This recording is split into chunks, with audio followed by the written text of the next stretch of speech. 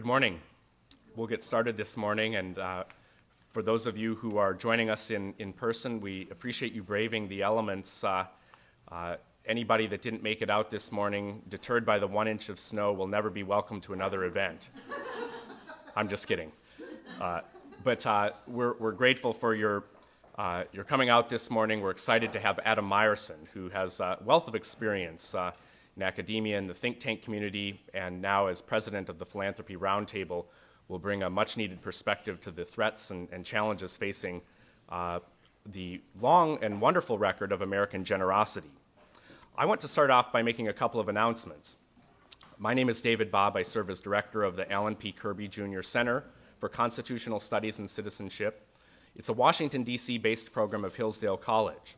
It's a new program, and we're excited to having last month broken ground for a rehabilitation project for a building that will stand the 300 block of Massachusetts Avenue Northeast. So in Constitution Day 2010, just 9 months from now, we'll open that building and be able to host programs, lectures like this one, and a number of other series that soon will be launched. We encourage you to check out the Kirby Center online at thekirbycenter.org. There you'll find a number of announcements about upcoming programs. Let me just give you a brief a sketch of a few things that are upcoming. This Wednesday at the Washington Court Hotel, not too far from here, Congressman Paul Ryan, who has since 1998 represented the 1st District of Wisconsin, will be speaking on healthcare reform and progressivism. This is a national address you don't want to miss, because while some are treating the legislation under consideration as a done deal, Congressman Ryan and others have a few things to say about that. They also want to put that debate that we've had in a larger context. And he will be addressing the context of progressivism, seeing the current administration as sort of the third wave of progressives. What do they have in store with their ideas of healthcare reform, and how should we understand that as citizens? So that's January 13th. Then on January 30th, in Chantilly, Virginia, we'll be offering a first-of-its-kind event for Hillsdale, and perhaps something that, with the proliferation of town halls, hasn't happened very much in any of them. And that's to have a town hall, a national town hall, that focuses on the Constitution, featuring Hillsdale College faculty, including the president of the college, Dr. Larry Arnn. The program will run a full day in length. It will go from 9 a.m. to 3 p.m.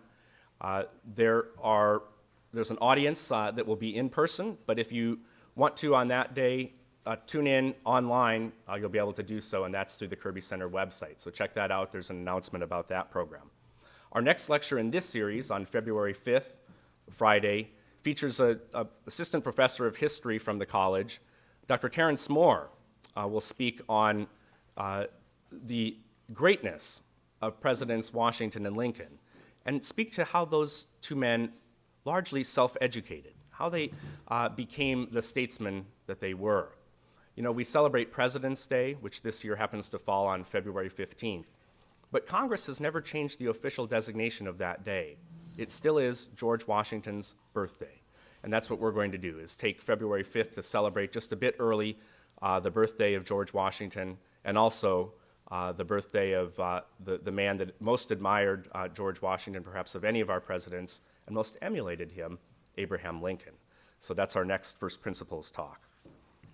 I also would like to draw your attention to an event that's coming up on Tuesday, January 19th. And this is sponsored by the Virginia Liberty Project. Dr. Walter Williams, known to many of you, I'm sure, is going to speak and celebrate American free enterprise. There's information about that upstairs on the desk. It's now my pleasure to introduce to you Virginia Thomas, who for the last year has been instrumental in helping to launch the Kirby Center. She, as usual, has many things that she's involved in, and has an exciting project that she now is president of called Liberty Central. She's also on the board of directors at the Virginia Liberty Project, having been at the Heritage Foundation as head of executive relations for 10 years. We were thrilled at Hillsdale to have her expertise and energy. We're grateful that she's continuing on with the college as a counselor to the president. And please join me in welcoming Virginia Thomas.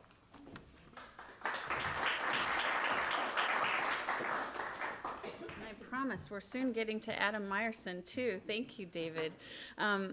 I do want to mention the Virginia Liberty Project event, and I'm so glad that David mentioned it and that the flyer is here. But Walter Williams will speak on Tuesday night, January 19th, over at the Waterford, right off 66 in Virginia, the role of government in a free society. Liberty Central is going to be a website that comes up around the end of April, and it's going to be about online civic education, activism, and community building.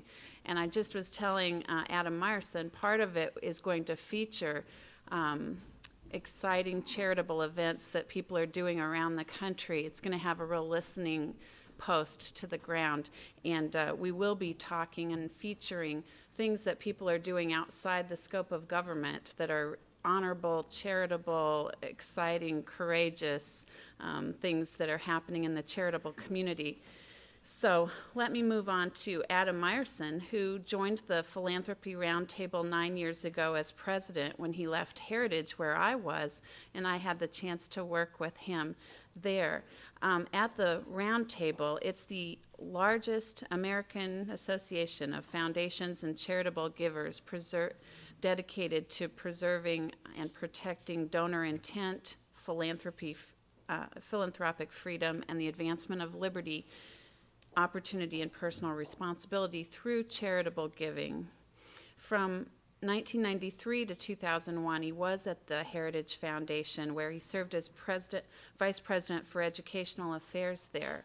And he was involved in the publication of items around the Founding Fathers, around the No Excuses work in the school arena, as well as the editor-in-chief of Heritage's main magazine, Policy Review, from 1983 to 1998. Before that, he was with the Wall Street Journal as editor of the Manager's Journal and the Asia columns, and he did book reviews for them.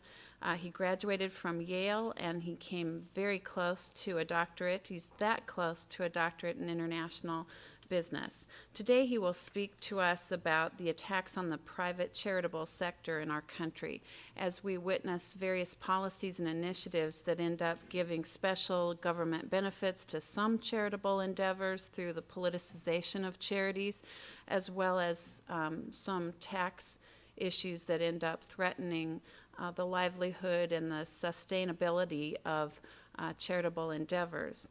Please join me in welcoming Adam Myerson.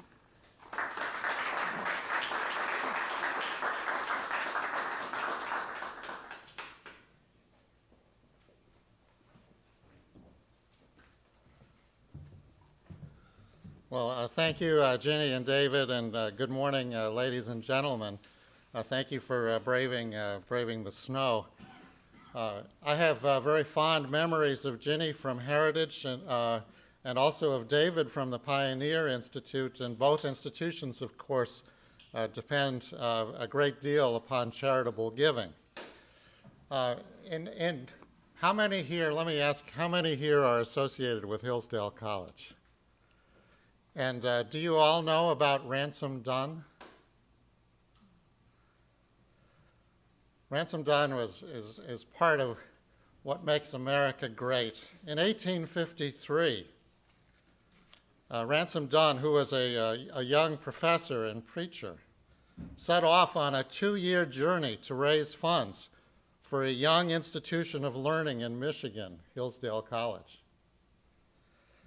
Ransom Dunn would ride on horseback for 6,000 miles through the farm communities of Michigan and Wisconsin and Minnesota, and altogether he raised about $22,000, which would be the equivalent of about $500,000 today.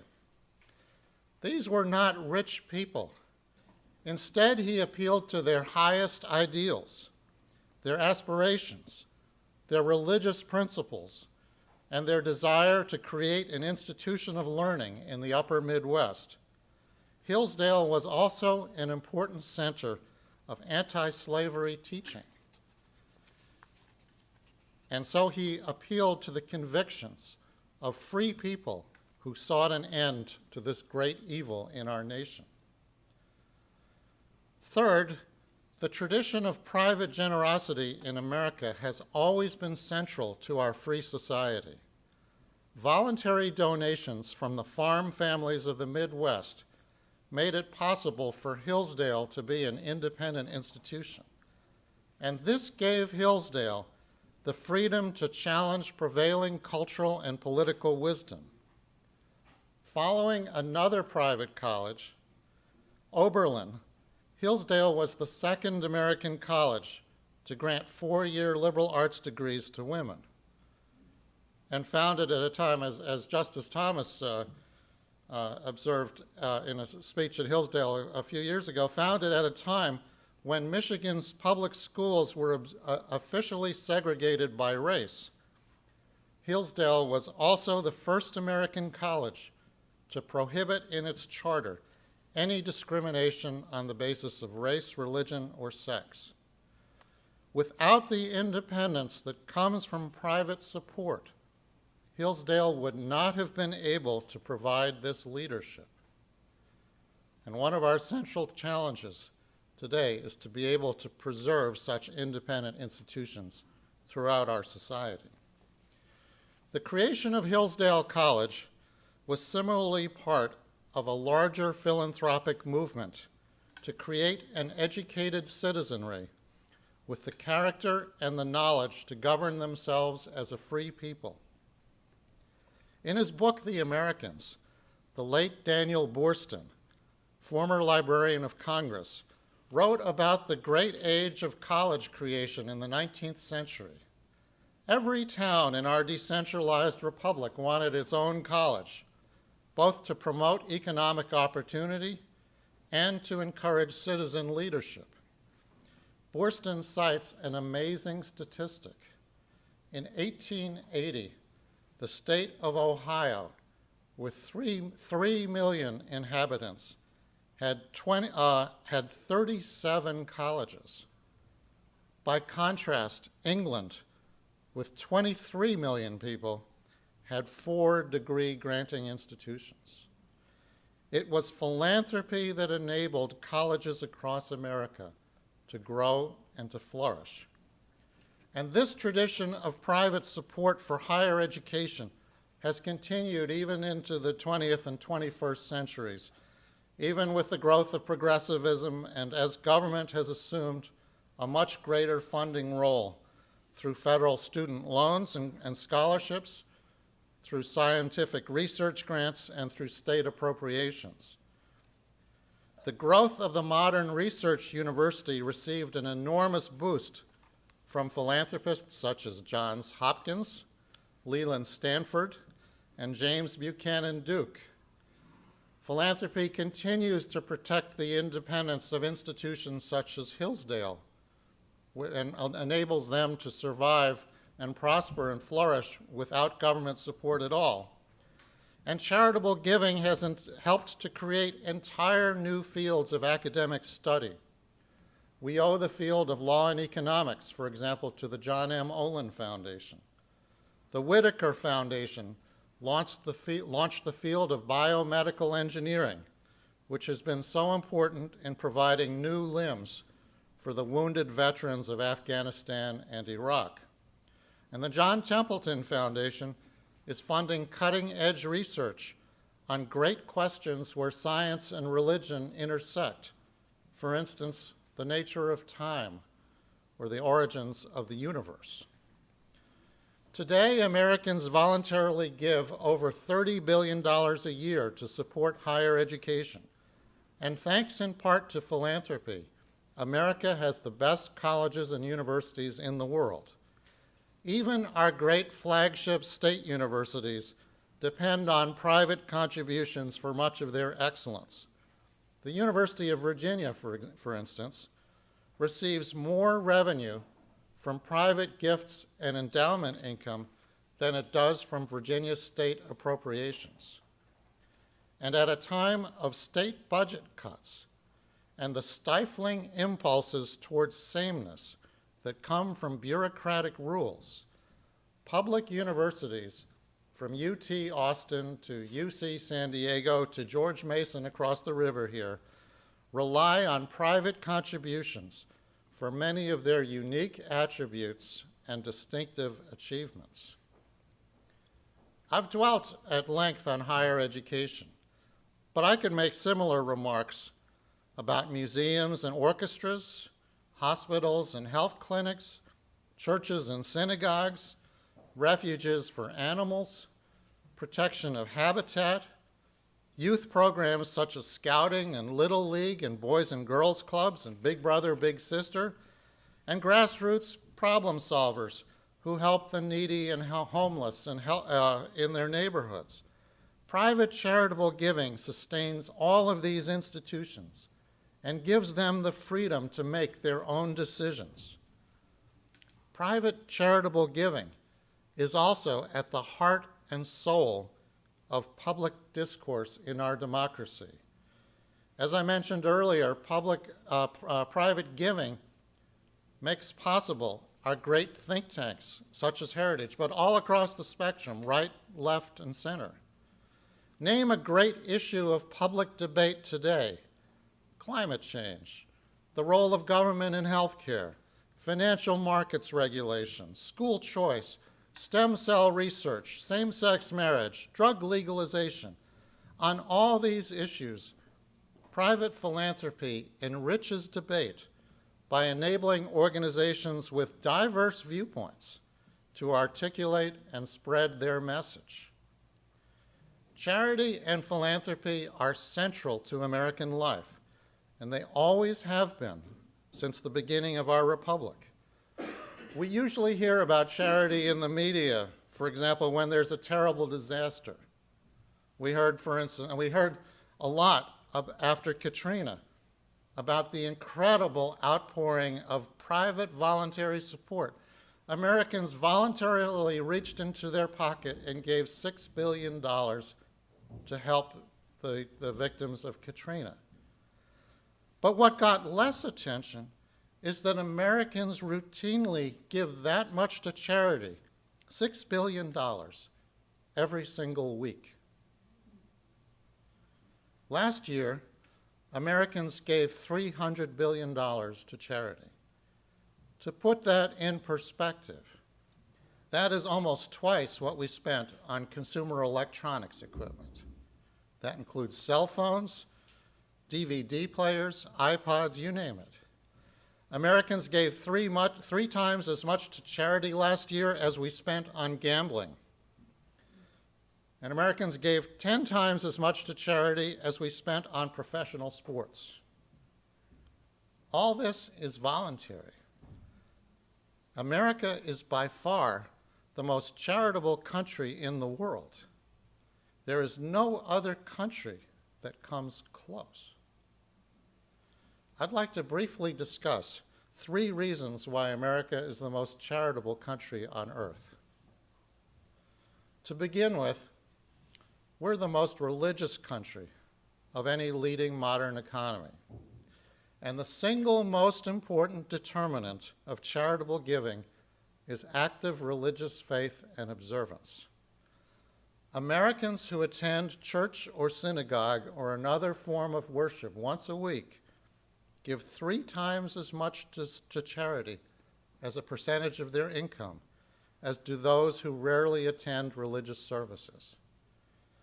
1/3 of all charitable giving, about $100 billion a year, goes to religion.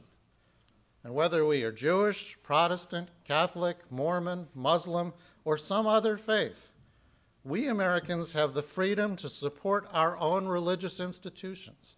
And this philanthropic freedom has been intimately linked to our religious liberty.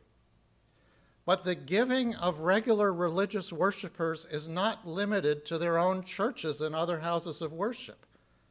They also give more to secular charities than do those who never or rarely attend religious services.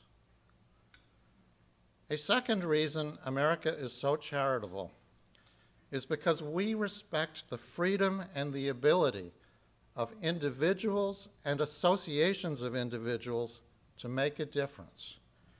Americans don't wait for government or for the local nobleman to solve our problems. We find solutions ourselves. One of my favorite examples is going to be the subject of a forthcoming Hollywood movie, The Little Red Wagon. In 2004, after Hurricane Charlie, a 6-year-old boy in the Tampa area named Zach Bonner wanted to help the children and families who were left homeless by this destructive storm. Pulling his little red wagon, Zach Bonner went door to door for 4 months, and he collected, get this, 27 truckloads of supplies, such as tarps and water, for these families. You don't have to be rich to be a great philanthropist in this country. The third reason America is so charitable is because philanthropy is such an important part of our nation's business culture. Wealth creation and philanthropy in America have always gone together. They are both reflections of the creativity and the can-do spirit of a free society. From Ben Franklin, who founded the first volunteer fire department, to Andrew Carnegie, who brought public libraries to communities across America, to Bill Gates, who is seeking to eradicate malaria. Great business entrepreneurs in this country have sought to be great philanthropists. It's not just because they have the money. It's because they have the leadership, the vision, the passion to innovate and to build institutions, and the analytical skills to assess what works. Let me give you 3 brief examples. How many of you have read or are familiar with John Steinbeck's classic novel, The Grapes of Wrath? Well, as you know, the exodus of farm families, homeless farm families, from the Great Plains in the aftermath of the Dust Bowl was one of the largest migrations and greatest human tragedies in our history. Well, thanks to the pioneering plant research and outreach to farmers by the Samuel Roberts Noble Foundation, founded by an Ardmore, Oklahoma oil man, agriculture is thriving in Oklahoma today, and we don't have dust bowls anymore. That's philanthropy at work.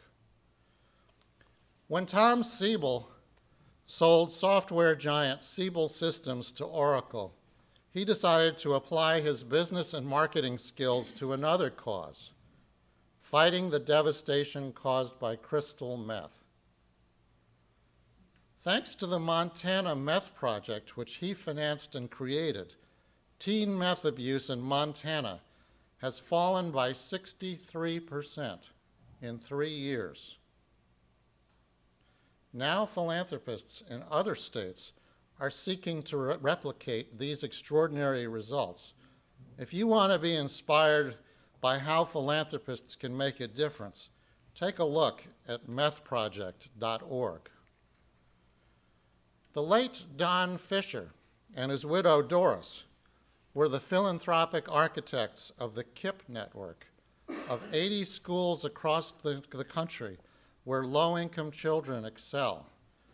They were also the largest scale supporters of Teach for America, using the same principles that enabled them to build the Gap retail chain. The Fishers built extraordinary philanthropic brands, taking proven ideas to scale while maintaining high standards of quality control and excellence. These philanthropic achievements have all been made possible by freedom. For over 200 years, Americans have enjoyed the freedom to decide where and how to give away our own money, the freedom to explore, to dream, to discover, the freedom to sustain cherished institutions or to create new ones. And this freedom has in turn been central to independent decision-making throughout our society. This freedom to give is now seriously threatened. And at the Philanthropy Roundtable and our legislative arm, the Alliance for Charitable Reform, we have been concerned about three kinds of proposals coming from Capitol Hill, from politicians of both parties, from the IRS, from state governments, and sometimes from the charitable sector itself. The first is one-size-fits-all governance and regulatory proposals that would limit the diversity and independence of the philanthropic world. Let me give you a couple recent examples. In 2003, Eliot Spitzer, then Attorney General of New York, proposed a prohibition on foundations with less than $20 million in assets. Can you imagine that? Classic case of regulation trying to drive out new entrants. His rationale was that there were too many foundations for regulatory authorities to monitor and police. In 2004, the staff of the Senate Finance Committee proposed that tax-exempt status for charities and foundations be renewed every 5 years and have to be contingent on accreditation. Now, as all of you in higher education know about accreditation, this can be a great tool by people who want to impose their own views of political correctness on others. For instance, Thomas Aquinas College was almost denied accreditation. The accreditors wanted to do this because they did not approve of the books that they were reading. They didn't approve of a great books curriculum. They thought that was inappropriate for a great college of learning. In 2007, a top IRS official gave a series of speeches proposing that the IRS evaluate the effectiveness and the governance of public charities and foundations. In our view, the IRS does not have the competence to do that. It certainly does not have the legal authority to do that. In 2008, the California State Assembly passed a bill requiring large foundations to disclose the racial, ethnic, and gender composition of their own staffs and boards, as well as those of their vendors and of their grantees. The primary advocate of this legislation, the Greenlining Institute of Berkeley, California, has been working to introduce similar bills in other states across the country. And just 2 months ago, the Congressional Research Service published a report calling for a new oversight agency for charities and foundations. Our second concern is the growing argument that foundation assets are, quote, public money, unquote, and that decisions about grant making are therefore subject to political control. This argument was made most recently by a prominent member of Congress, Javier Becerra, who referred to tax-favored treatment of charitable giving as a $32 billion earmark, and warned foundations that members of Congress have an obligation to ensure that philanthropic assets advance the public good. We recently published a monograph that took strong issue with the public money argument. The monograph reviewed the legal history of tax-favored treatment for charitable giving and showed conclusively that foundations and other charitable organizations do not lose their private character when they benefit from favorable tax treatment. Moreover, as Chief Justice John Marshall stated in the Dartmouth College case of 1819, the grant of a state charter does not render a nonprofit corporation and its assets subordinate to the state. Foundations and other charities do have public purposes, and they are subject to the parens patriae authority of the Attorney General in their states. But this does not mean that charitable organizations must serve the same ends as government, or that government may unduly intrude in their governance and other decision-making. Now, there are rules for foundations and charities, and they're good. There's some very good rules. And there has been a historic covenant that has governed foundations. Foundations have to use their assets for genuinely charitable purposes. You cannot use, foundation trustees cannot use the funds to fund their daughters' weddings. That's happened. And that's illegal. You can't use a foundation to support your favorite political candidate.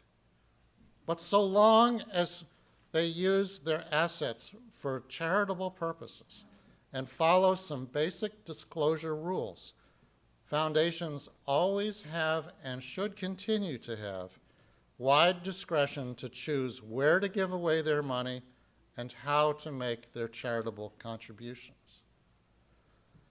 Our third concern is proposals that would restrict what kind of giving is considered charitable. There are growing numbers of proposals that would limit the charitable deduction, say, to direct help for racial minorities and low-income families and communities. Those are great charitable objectives to serve those populations, and some of the best charity in the country is dedicated to serving them. But we believe that government should not be in the business of picking winners and losers in philanthropic giving. And for the future of freedom in our country, it is important to protect the charitable deduction for giving to churches and synagogues, colleges and universities, hospitals, medical research, the arts, the environment, and many other causes that would not fall under some of the narrow definitions that are being proposed. The late Milton Friedman once wrote, "Freedom in economic arrangements is itself a component of freedom broadly understood. So economic freedom is an end in itself. Economic freedom is also an indispensable means toward the achievement of political freedom." We can similarly say, to paraphrase Milton Friedman, that freedom in philanthropic arrangements is itself a component of freedom, and that philanthropic freedom is also an indispensable means toward the achievement of political freedom. If you would like more information about the fight to protect philanthropic freedom, I invite you to visit the website of our Alliance for Charitable Reform. It's acreform.com. I would also encourage each of us to think about how we can make a difference ourselves with our own charitable contributions, following the example of Zach Bonner and his Little Red Wagon, and Doris and Don Fisher, who have opened opportunity to thousands of children, and the generous Midwestern farm families who have enabled Hillsdale to secure its independence. Thank you very much.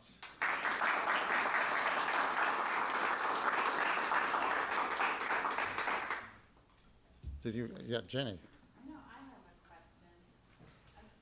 We're going to be I'm so excited. I think this was a great talk. Thank you so much for putting that time and thought into this presentation. I think it's really important. Two quick questions, Adam, and I wonder if you have some direction for us as far as when taxes go up, does charitable giving go down because you have less and less discretionary income to give? And is there some place that you have resources about that? And secondly, when Congress was so quick to pass the National Service Act in March, that seems to prioritize, by picking winners and losers in Washington, they're prioritizing which objectives seem worthy of more civic people to invest in. Could you comment on both taxes and National Service Act? Sure. Well,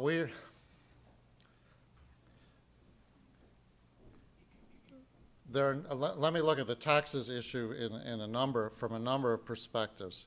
We were by far the most charitable country long before there was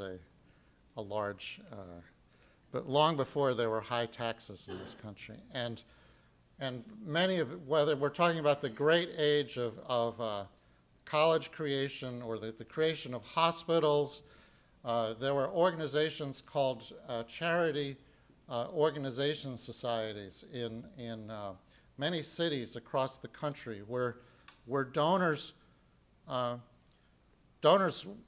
put enormous resources into helping the needy. This exists. Some of this has dried up in the age of a large welfare state and high taxes. We still continue to be an extraordinarily generous people. For the last 60 years, charitable giving as a proportion of national income has stayed about constant at about 2%. Now, during the past year, and this could come up again this coming year, the White House and some key Democratic leaders in the Congress were pushing for limits on the limits on how much high-income people could deduct for their taxes. That would restrict charitable giving. And we think this is a time to encourage and incentivize charitable giving, not to discourage it. And so we were part of a larger coalition to fight that very strongly. So far we have prevailed. Senator John Thune has been a great champion on this issue. But we think that because there are so many spending bills coming up where Congress is looking for opportunities to raise revenue, that what you might call the politics of confiscation is setting in, and there are efforts to take as much money as possible from the private sector, including this. On the question of service and other efforts, there's a social innovation fund, White House Social Innovation Fund of about $50 million to fund the expansion of great charitable organizations. I'd have to say that this is something that presidents of both parties in the last 2 decades have been pushing for. They've pushed for it so far on a modest scale in a way that does not harm charitable giving that much. If it were to expand seriously, then I think we would have to be concerned about what Alexis de Tocqueville warned about, of what he called it, I think, the immense tutelary power that looks, it's the friendly welfare state that tries to look after us, but in the process saps citizen initiative and discourages citizens from acting on their own. I think at the level that we have now, it's not going to destroy the great tradition of charity, but if it got much bigger, it would be something that we'd have to worry about a lot. Yes. Sir, under Elliot Spitzer's threshold of a $20 million foundation, would Zach Bonner, under that threshold, have been allowed to go take his wagon around to collect charitable contributions? Because he's on $20 million. Well, in that case, let me just be. Elliot Spitzer's idea was terrible, but it wasn't that terrible. That is to say, Zach was not. This was not Zach setting up with his own money. So Zach, in this case, was raising money from others and then giving it. But let me tell you why why this proposal was so bad. Most people and organizations, when they start out, they start small. You know, most people, if they're building a business, you start small. But usually it's because you have to start small. But you start small. You learn while doing. And if you look at the great fortunes or great businesses that have been built, Heritage Foundation did not start out huge. Hillsdale College did not start out huge. You start out small, and you learn and you grow. And the same thing applies in foundations. And many of the biggest and most successful foundations today are ones that started out small. Eliot Spitzer would not have allowed them to learn and make experiments and grow. I mean, it's a terrible, terrible idea. He quickly had the judgment to realize that it was a terrible idea, but the fact that he proposed it is an indication that there are serious people who are pushing for such ideas. And just as we see in the history of economic regulation, there are a lot of established people in the philanthropic world who don't necessarily want much competition.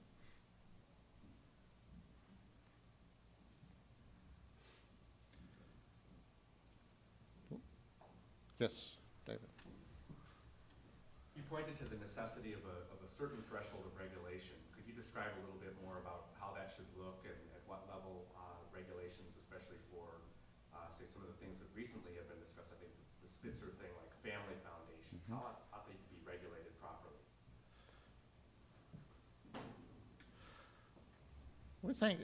We think it's appropriate to have a few basic rules, and the basic covenant that I described, which is you have to use your charitable assets for genuinely charitable purposes. That's a good rule. We're comfortable with, for instance, disclosure requirements that where you have to disclose as a foundation where you give your money to. That helps to make sure that you're giving your money to bona fide, to legitimate charitable organizations. But having said that, if you follow those rules, then you should be able to choose which organizations to give to. I will say, interestingly, and this will come as no surprise to those who are students of how government works, a tax is currently imposed upon foundations to pay for the enforcement of these laws. That tax now collects about $400 or $500 million a year to police the charitable sector. Only a tiny proportion of those revenues are actually spent on the enforcement. One of the arguments that we have made is before we go about creating a whole set of new regulations for foundations and charities, let's start with enforcing the ones we've already got. And there are abuses. Recently, there was a story about a foundation in California where the foundation gave money for medical research that was conducted by the owner of the foundation. That's a kind of self-dealing which has no business in the foundation world and should be guarded against. And you read about it in the paper, and it's a big scandal, but it's against current law, and it should be against current law. And we should, most of the abuses that exist in the foundation world are violations of current law. We don't think we need a lot of new laws. Let's start by more vigorous enforcement of the pretty good laws that we already have. Bill. Adam, what on the California proposal to socially engineer the politically correct agenda by requiring gender, race, and those kinds of declarations about the composition of charitable organizations, is that would that be done by by the legislature? What are the chances of that happening? And does it take place in other states? And what is there that could stop it? Well, as I said, this legislation passed the California Assembly. It almost passed the California Senate. And it was withdrawn when a number of large foundations in California made their own voluntary decision to achieve some of the objectives of the legislation. We take the threat of this legislation very seriously, and as an organization, we have actually engaged legislative counsel in 4 separate states to guard against this, and we are also going to be working in a number of states this year, working together with ALEC, the American Legislative Exchange Council, to introduce legislation of our own that would guard against undue regulation of foundations. Yes, Ed. What are the 4 states, Adam? That- Are they the most egregious, or is it just because, there are other ones as well, or are those the 4 that are? The 4 states where we had counsel were California, Florida, Pennsylvania, and Colorado. But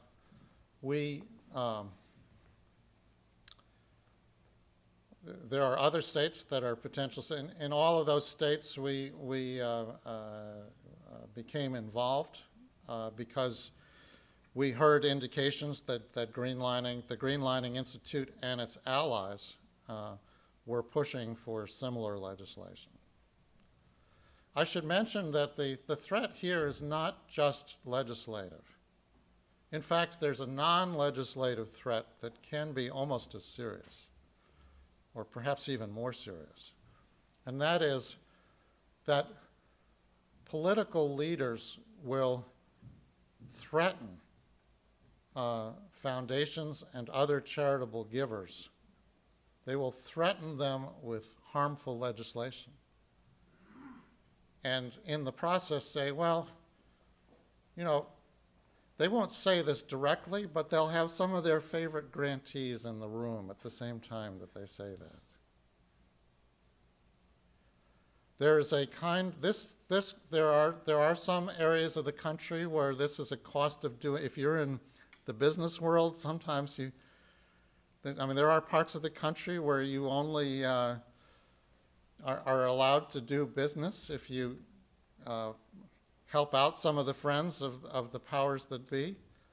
Philanthropy has fortunately, that's a violation of everything we stand for as a country.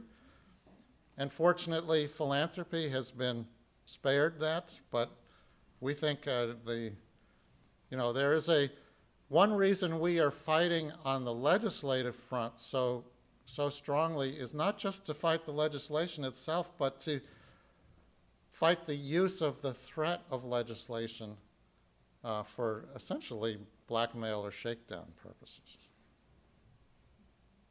Adam, on the front of threats, how much of a threat is the realm of a bureaucrat within the IRS on conservative-leaning, particularly religious institutions? Personally, I'm aware of borderline harassment and really unjust pursuits of complaints filed by enemies of these organizations that are very costly, both particularly in financial resources, but also in time.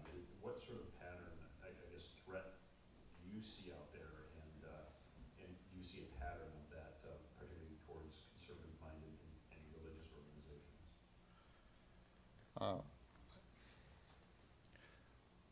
I don't know the answer in detail. I think that the dangers of the IRS, which there are always some dangers that can come from the IRS in tax enforcement.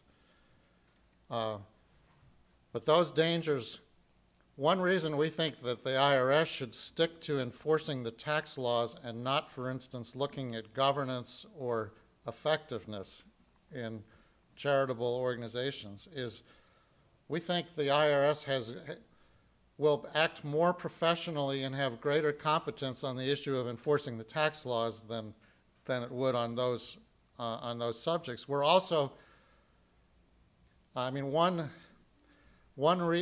there is an effort now by a number of organizations in the charitable world itself to create a new regulatory agency to take enforcement away from the IRS and to establish a new agency.